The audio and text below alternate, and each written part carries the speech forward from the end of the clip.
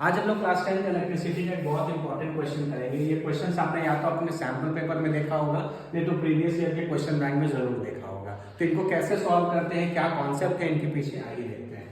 सबसे पहले आपको जानना होगा कि y is equal to mx एक स्ट्रेट लाइन को रिप्रेजेंट करता है जो ओरिजिन से पास करता है।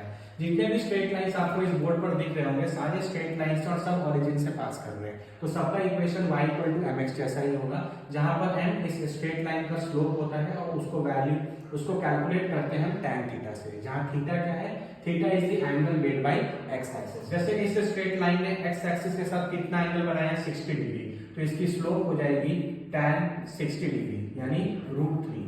तो इस स्ट्रेट लाइन का इक्वेशन हो जाएगा y is equal to √3x।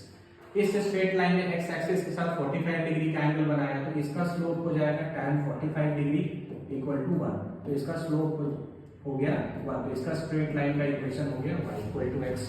इस स्ट्रेट लाइन ने x एक्सिस के साथ 30 डिग्री का एंगल बनाया, तो इसका स्लोप हो गया tan 30 डिग्री जो कि 1/√3 होता है। तो इस स्ट्रेट लाइन का इक्वेशन हो गया 1/√3 इनटू x। ये कॉन्सेप्ट अगर आप समझ गए तो ऊपर वाले सारी चीजें हो जाएंगी। क्लियर है? चलो देखो, ये क्वेश्चन बेसिकली आप ओम्स लॉ पर बेस्ड रहते हैं। आप देखो यहाँ पर सबको पता है ओम्स लॉ होता है V is equal to IR। यहाँ y एक्सिस पर क्या है, पोटेंशियल डिफरेंस, तो यहाँ y लिख देंगे। x एक्सिस पर क्या है, करंट, तो हम R इंटू एक्स लिख देंगे। अगर आप इसको कंपेयर करो y is equal to mx से, तो स्लोप की वैल्यू रेजिस्टेंस के बराबर होगी। और स्लोप कैसे निकालते हैं, tan थीटा। इसका मतलब जिसका tan थीटा ज्यादा उसका स्लोप ज्यादा, उसका रेजिस्टेंस की वैल्यू भी ज्यादा है ना। तो यहाँ पर देखो दो एंगल है, θ1 θ2, तो θ2 θ1 से बड़ा है, इसका मतलब tan θ2 भी tan θ1 से बड़ा होगा। इसका मतलब हम ये बोल सकते हैं कि R1 will be greater than R2। Similarly अब इस सेम क्वेश्चन है लेकिन वो पलट के यहाँ पर I और यहाँ पर V कर देगा, तो फिर ओम्स लॉ लगाएंगे V is equal to IR।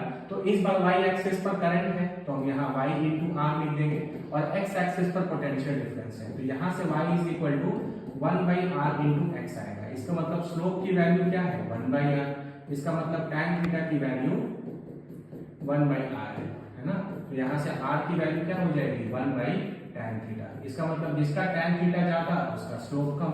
फिर यहाँ θ1 θ2 देखोगे तो θ2 बड़ा है θ1 से, इसका मतलब tan θ2 tan θ1 से बड़ा होगा। इसका मतलब R1 will be less than R2 है ना, क्योंकि रेसिप्रोकल है ना, जितना बड़ा tan थीटा उतना छोटा रेजिस्टेंस, तो इसका tan थीटा छोटा होगा, इसका रेजिस्टेंस का वैल्यू बड़ा। That's all.